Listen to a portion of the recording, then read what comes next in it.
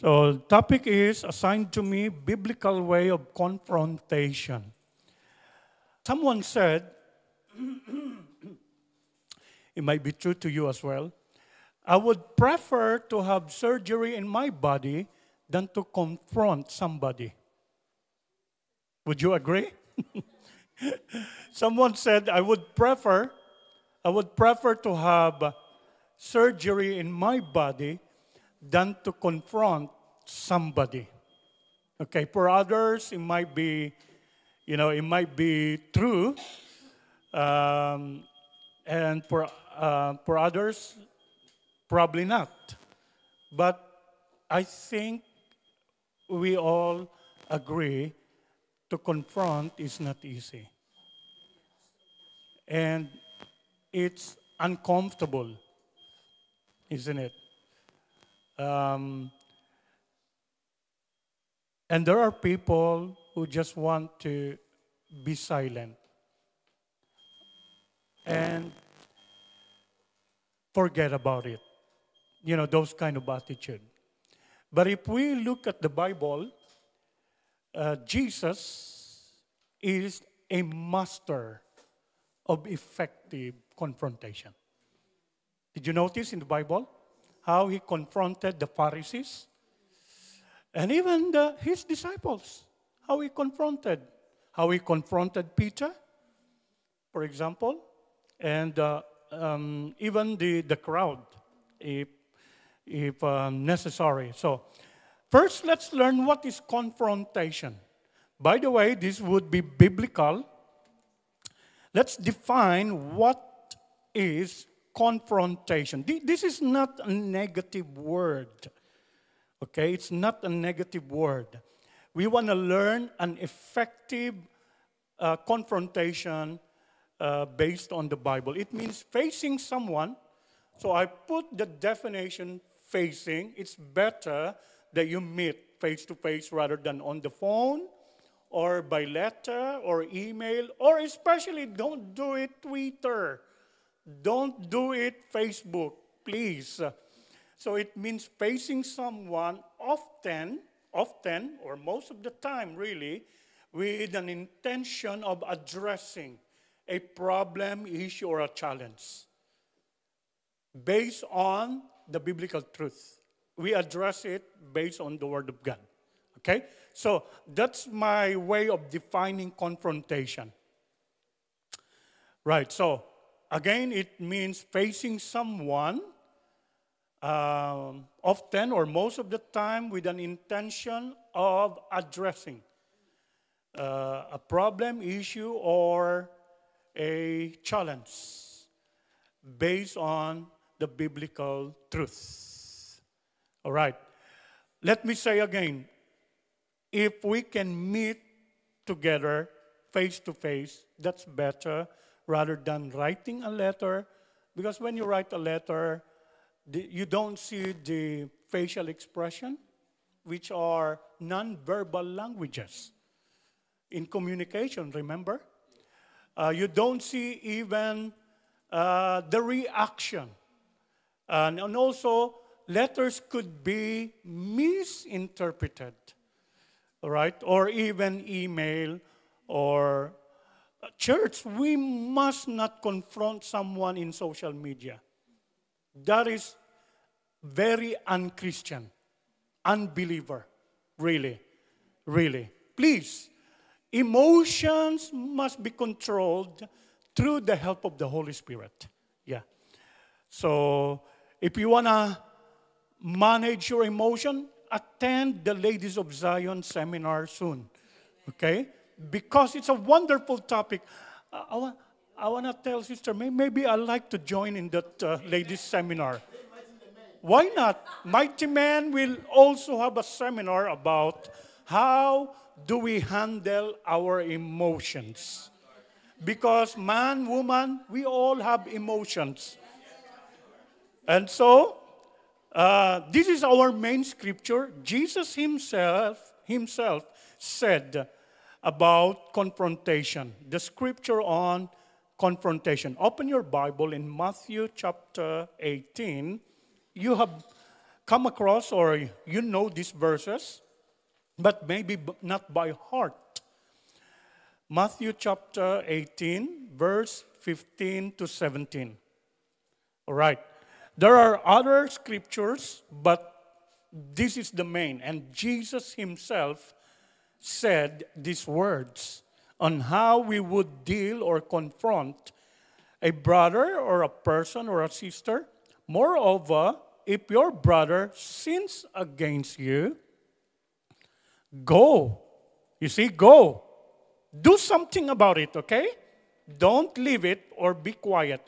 Go and tell him his fault between you and him alone. That's important, private. You and him alone.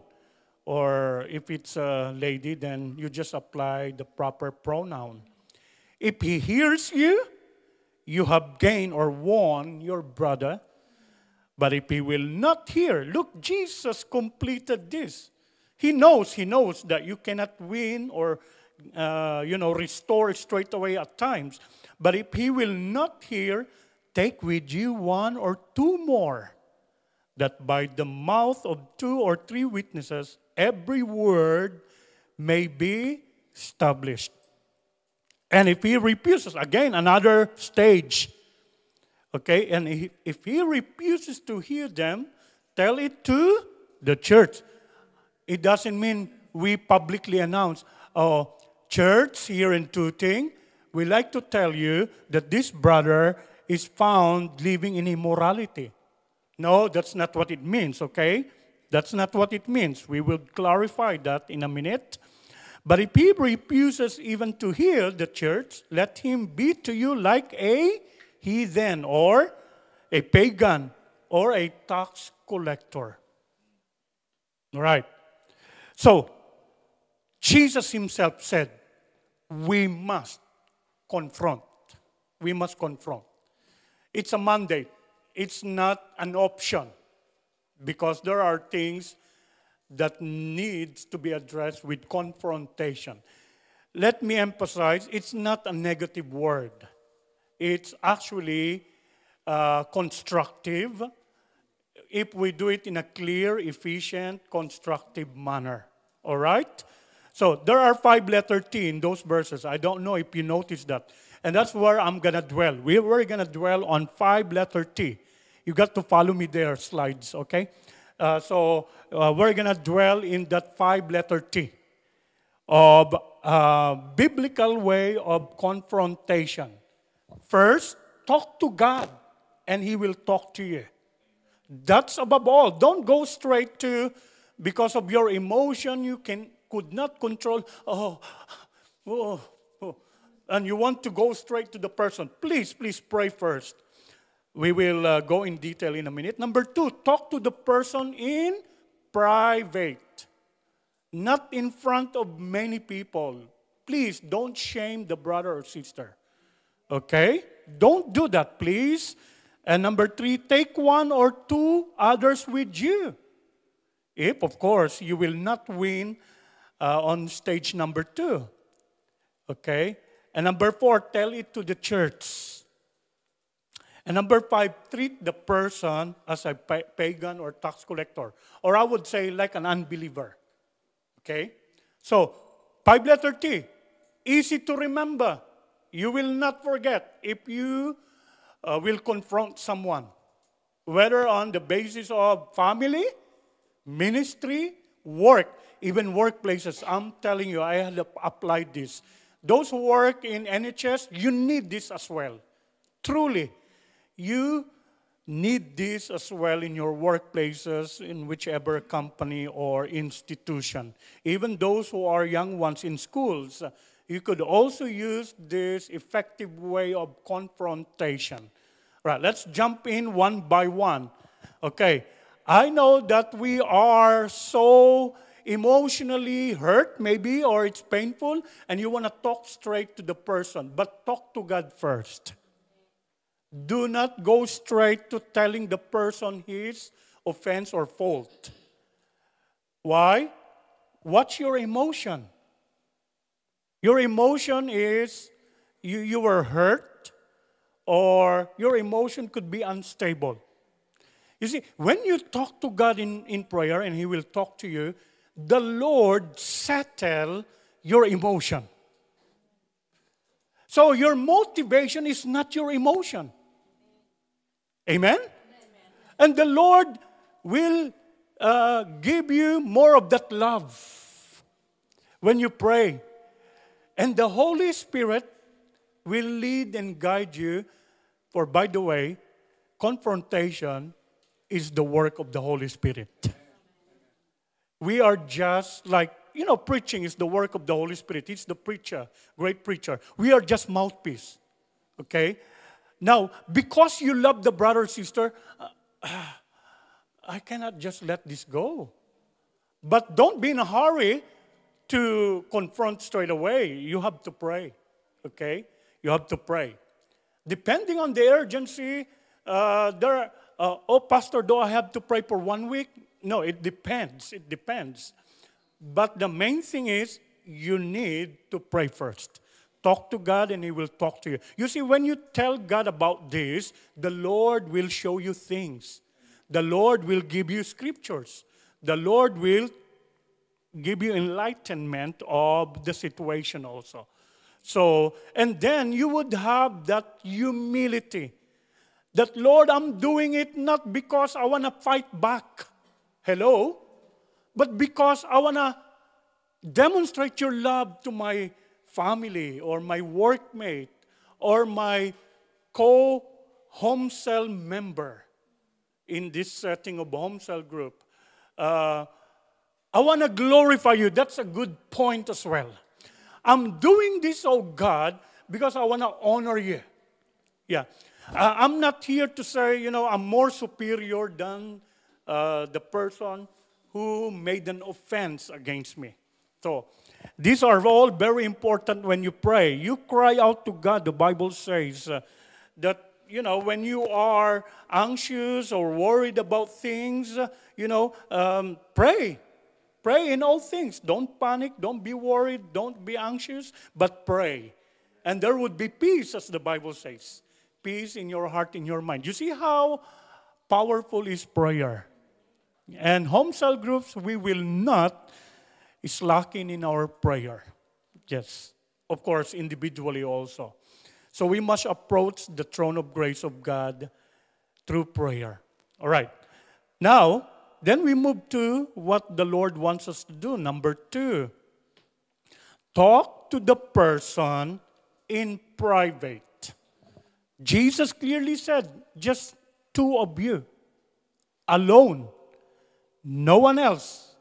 Now, I think others are not courageous enough to do this. Do you agree? I can't do it. Hence, I said you have to pray first. Because also the Lord would give you courage and boldness. Because when you pray, Lord, I don't have, if you can use the term, sometimes people use, I don't have the guts, Lord, too.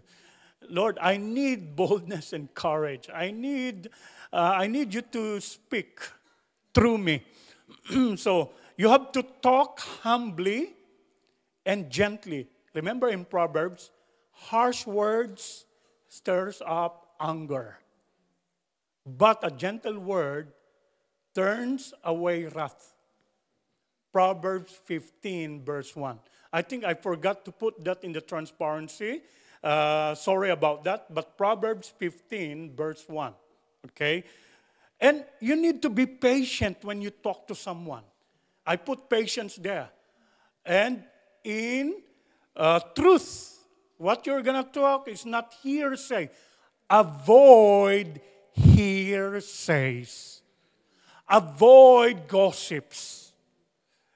That's why Jesus said, talk to the person concerned rather than, if you don't have courage, what you're going to do is to ventilate air out. You know what? I saw that brother. I can't believe he was with someone and he's married. Instead of talking to the right person, you went on and on and on and on. So Gossips will be used by the devil to destroy the church. And we have seen this in our own church. And this is a very good topic. I like that, Sister Nancy had looked into this and submitted to the office. And, we said, yeah, this is important and we need this topic. And so we put that all together. So instead of telling others, tell the right person. Yeah. Okay, if you are not ready yet, pray again. But don't, Lord, I don't have the boldness. Please use sister. Lord, sister will. No, it's not the proper way. Because the person will think, how dare you told someone before talking to me?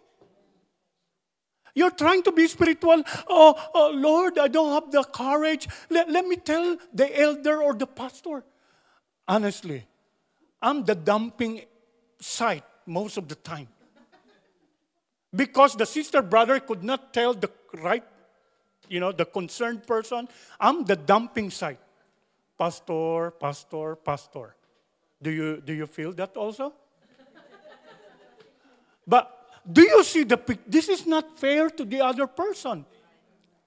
How can you have told someone, you have not talked to me? Because I would feel the same. We see each other every Sunday. We shake hands. And you say, hallelujah, brother. Hallelujah, sister. And you have not told me about this. So I would feel the same, that it's not right. It's actually irrespectful. Yeah. Now, when we do it in a constructive, humbling manner, gentle, you will be appreciated. I've done this many times, honestly. I've done this many times. And it's not taken negatively. As a matter of fact, the sister, brother, or the person, Pastor, I thank you. Thank you. Yeah, thank you. We'll be really grateful, not just on that day, even on the days to come. He will come back to you. You know what, brother, pastor, sister, I can't forget how you had helped me in that time. That you told me, and, I changed. Praise God. Glory to God. Motivated by love. Do not confront someone without the love of God. And if your emotion is still like boiling, let it settle. When you boil the kettle, you don't straight away pour on a cup of coffee when it's still boiling. Let it settle a bit. Okay? When it settles, then, Lord, it's you who will speak. Your love, oh God, I am inspired, motivated by your love.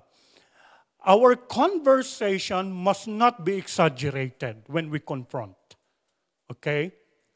Like, let's say in a ministry or even home cell group, you see a home cell member all these years always late. Always late. Do not use the word always to confront him. Brother, I notice you are always late. Do not use it. Yep, because it's very judgmental and, or maybe not taking responsibility. Brother, I notice you are irresponsible. Don't use that when you confront. Because there are communications which are not in the secular world called therapeutic, but in biblical way, not biblical communications. So maybe you would have to be more factual. Brother, I noticed that you're struggling in coming on time. Is there any way I could help you with that? That's it. Rather than, wow, you're always late. What would you feel? Wow. He will feel like, I think I'm the only one this home cell leader is looking in. It's only focused onto me. So, proper words. Don't exaggerate, okay? And, when you tell someone else, that's when exaggeration can happen. Yeah. And don't speak in deceit. That's why I said truth, in truth. No lying lips, no deceit. Just be honest, clear, with love. Be patient. Why patient? When you are talking to each other, the Bible says, slow to speak, quick to listen, slow to anger. So you got to be patient there. Sometimes he will talk to you and I want to answer back. Remember? Let him finish. Let him finish. I know this is not easy to wait. It could be in your workplace or it could be in your school. But let the person finish. If in case, I might forget what to tell him. No, you will not forget because I don't think he would go on and on for 20, 30 minutes. Yeah, so I've not experienced that a person would go on and on for 30 minutes. But just wait. Let the person finish. You know what's good about it? You just didn't realize without you even talking what you need to say or from your side, she's already healed. Because she had ventilated all her feelings. Yeah. And for you, it's just a bit of words. And she would say, you know what? I'm fine. I forgive you. Yeah, I'm sorry about that. Yeah, I feel better. You see? Well, praise God. It's like, overlooking minor offenses, that don't need to be addressed. Something like that, yeah? So it's important that we are patient as well, okay? When you do counseling, the Lord also helps you develop that skill. Listening is also a skill, by the way. Listening skills is really, really important. Remember that husbands and wives, sometimes our wives don't want us to give them solutions. They just want us to listen to them.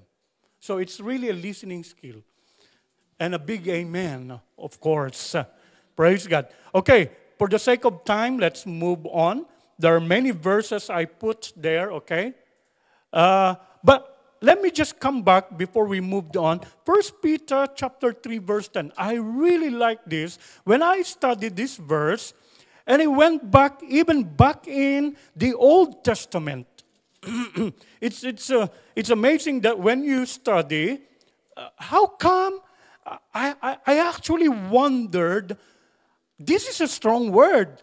1 Peter chapter 3, verse 10.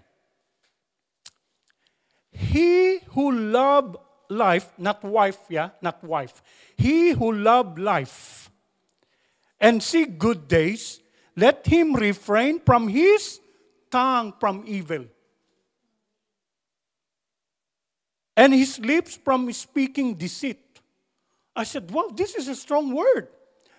If you love your life, not wife, if you love your life, he who loves life and see good days, you want to see good days in your life? Refrain your tongue from speaking evil or deceit. So, proper words, okay? And I look back in Proverbs, that's what it says, and in Psalms, that it will prolong your life when you use proper words and the right speaking.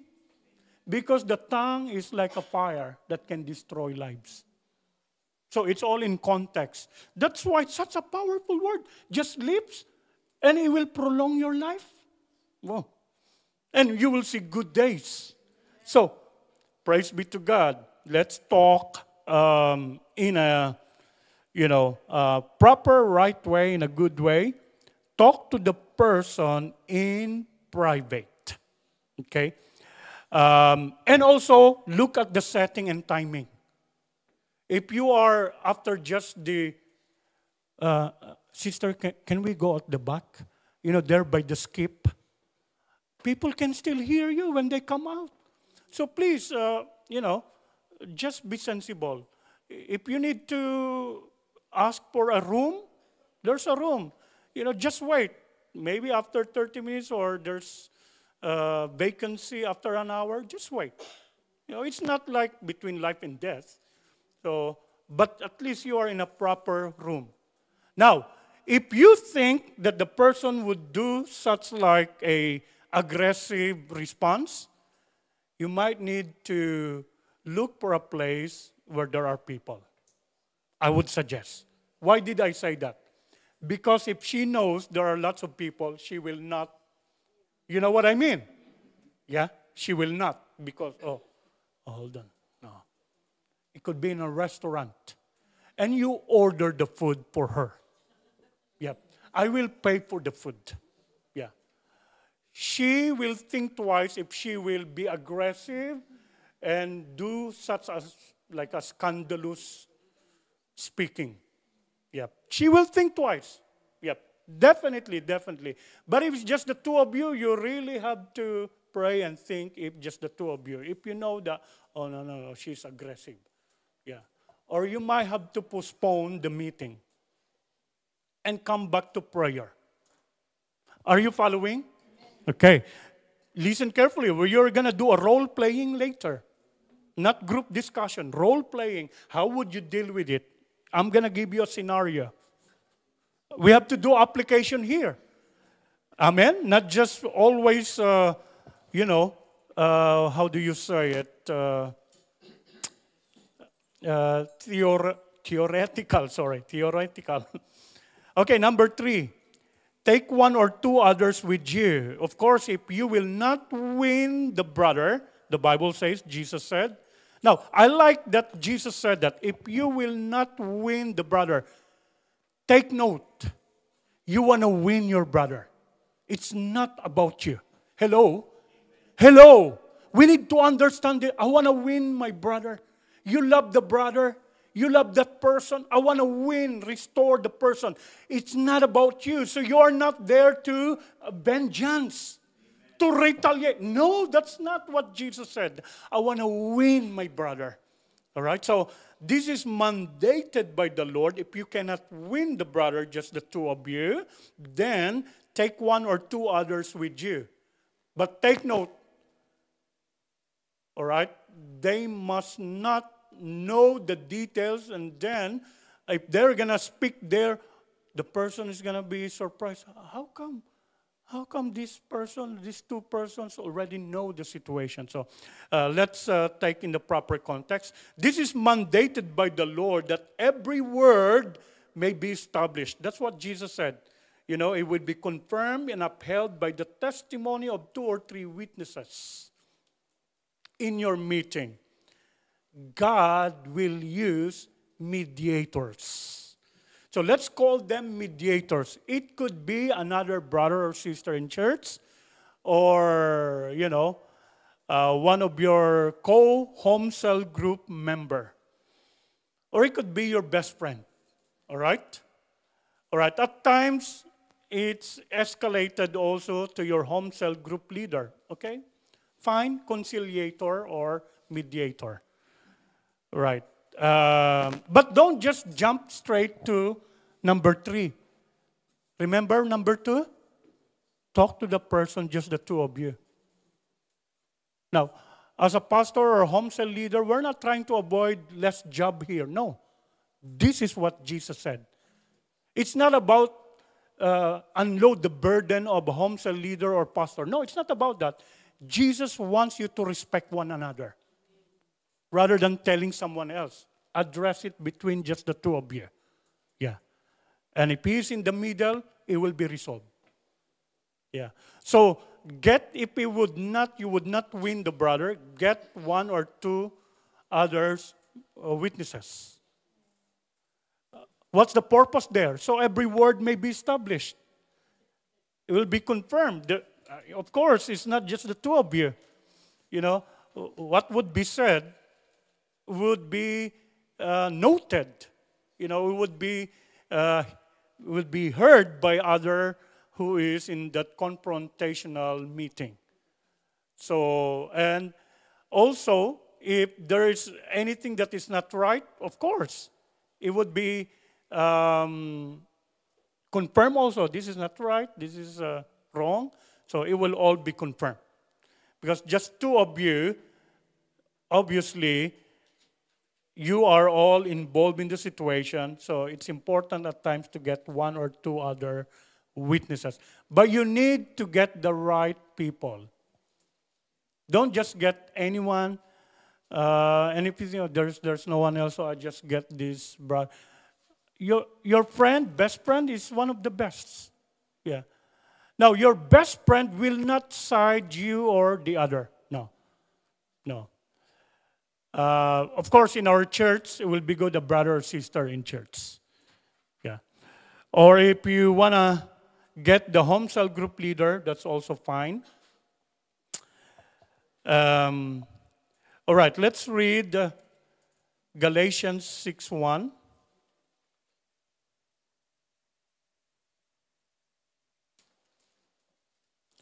Galatians 6:1.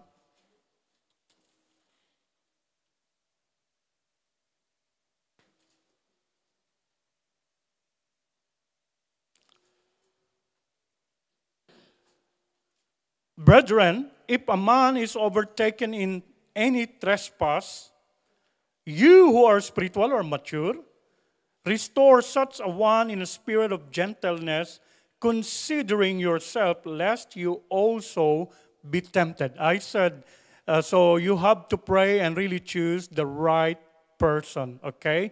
Look at 2 Corinthians chapter 13, verse 1. 2 Corinthians chapter 13, verse 1. Paul, this is Paul speaking to the church, 2 Corinthians 13, verse 1. This will be the third time I am coming to you. By the mouth of 2 or 3 witnesses, every word shall be established. It's important that there's another 1 or 2 or 3 witnesses to come in your meeting if you did not win the brother or the sister. Remember, okay, don't jump straight to number 3. We have to have confrontation of 1-to-1. Okay, 1-to-1. Okay, let's move. Number 4. Back in our main verses, and it says, if you will not win your brother, Jesus said, tell it to the church. So, what it means is not to publicly shame the brother or the sister, but this is what we call church discipline. Church discipline. We have done this in this church. All right? I'll give an example. She doesn't mind to tell it. Sister Shirley went through a church discipline, but look at her now when she was restored. Wow. Continued to be committed, had grown and matured, and since then, never went back, in that kind of behavior or old self. Yeah. So, how did we deal? Of course, you have to have first meeting. That would be involved not just the home cell group leader. It would be brought to the church. So represented by a pastor or elder. Amen? Are you following? But do not go straight to the pastor. We need to learn this, a proper way to do it. Do not just go straight to the pastor. Respect your home cell group leader, and the home cell group leader will tell the home cell group coordinator. In this case, Sister Nancy. Do not just go straight to the pastor. Even if the pastor is so approachable. Because the point here is we respect one another. Could you imagine the home cell group coordinator didn't know about this? And when I called for a meeting, I would ask the home cell group coordinator, do you know about this, Sister Nancy? And she, huh? Do you see the point, church? Yeah. We need to learn this. That's why we have this teaching. Some of this teaching could be corrective to you and me. But let's receive it because that's the reason why we are here. Lord, we want to grow. We want to mature. We want to be corrected in accordance to your word. So please don't go straight to the elder or pastor. Then the pastor or elder will have to take this on board because this is a church discipline. We're going to set up first meeting. second meeting, third meeting, if ever necessary or if needed. All right?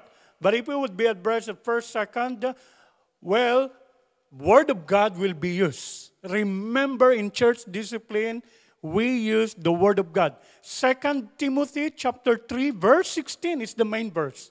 All Scripture is God breath, which is useful for what? Teaching, rebuking, reproof, correction, training for righteousness.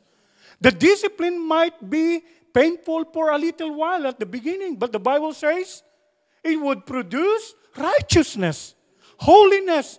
Who amongst the fathers who love children will not chasten or discipline the child? If you don't correct the child, discipline is not a negative word. It's not physical punishment, by the way. It's correcting through the Word of God. You discipline your child using the Word of God, sharper than any double-edged sword. Okay? Are you following? So the same way in the church, we use the Word of God.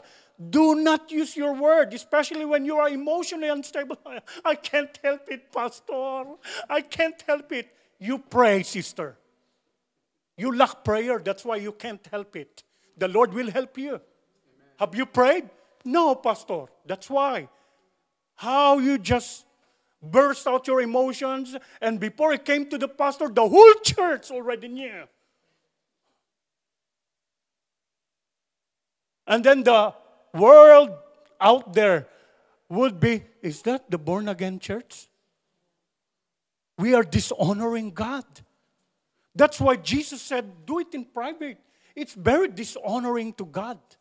I find it really very irrespectful as well. Yeah. So we need to learn this. Now, my voice is not on the top, but I am emphasizing a strong point. We need to learn this. Yeah. We really need to adhere to the Word of God.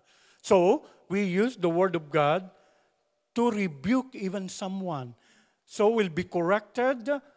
I know, oh, I will hurt someone's feeling. But then again, because of love of God, I am more determined to the change, transformation of the life of that person. Wow! Not just for a moment, but it would be bearing fruit in the rest of her years. Good days, as the Bible says. Wow! That's I am more focused on, rather than the temporary hurt. I know the person will be hurt. I've experienced that many times. Even as a pastor, when I have to discipline someone, that sister I would meet in the Tooting Broadway would avoid me. How that hurts the pastor, yeah? And would not reply to my message. And when I call, sorry, leave your message after the tone. All the time. I know. She is avoiding me or he is avoiding me. But I am not going to give up because I love the brother. I love the sister. Okay? So I'm going to cool down for a bit, come back to prayer closet, and then when the Spirit of the Lord leads me, I will call again. And we will meet. There's even a point we set the meeting time and the person did not turn up. Could you imagine? And so I take it not negatively. The Lord said, come back into your prayer closet. Pray more. Okay, Lord. Okay, Lord. I've experienced that, and you experience it as well. Yeah? But because we love one another, this is a sign of true love, honestly. True love is not just when we, oh, you're my brother, you're my sister, you shake hands. It's not just that. It's beyond that. True love is when you are in a difficult situation and you are there for one another. Even on the times that things are not well, then I love you, sister. When you say to the sister, I love you, that's why I am telling this to you. You know, I don't have any other motive or intention. We've been together in the cell group for many years. How can you trust those who just came yesterday than me? It's not true. It's a lie. So, church discipline. So, then, if he is involved in the ministry, what we also do is explain, brother, sister, for the meantime, you would not be playing the instrument. And we give the scripture, okay? So that let the Lord help you in your struggle, all right? Because as you minister to the church, you are there ministering, but the Lord needs to minister to you first. So we have to explain all this. You can't just let the person stand up in a immoral life. You cannot. Especially if someone new. Don't blame the person. I'm not coming to that church. The one standing there is having an affair with someone. And Paul said that in Corinthians. Yeah. Paul said that in Corinthians. So, give him to Satan. What it means is, for death or destruction of alone. What it means is, not literal, church discipline. So, to save his soul. That's what it says in 1 Corinthians chapter 5, verse 5. To save his soul. You see, we love the brother. Are you following, church? Okay, I'm going to test you in a role-playing later anyway, so if you listen carefully. Because we need to apply this. I intentionally told Sister Nancy, we need to have role-playing rather than just group discussion. Okay, number 5, if you did not win the brother, God forbids, but we pray, amen? We pray. Our heart is to win the brother or sister. We pray not to end up in number 5, but there are cases. No, Jesus knew, and He knows there might be cases that you will not win the brother, then treat the person as a pagan or as a tax collector. Meaning to say, the person do not adhere to the Word of God. The person is not listening to the voice of God. He is violating the will of God. So consider the person unbeliever. Do we don't love no more? No, we still love the person. But you need to treat him as an unbeliever. Don't always use the Word of God. Okay? Don't always use the Word of God. Treat him as an unbeliever. You need to probably get back to witnessing, evangelizing to the person. And you never know, maybe the person not been truly born again. Hello? That's why it's important. Jesus said, you treat him as an unbeliever. The way we treat the unbeliever there, then that's how we're going to usher him back to the presence of God. Hello, amen? And don't expect too much. Oh, he's been here for 10 years.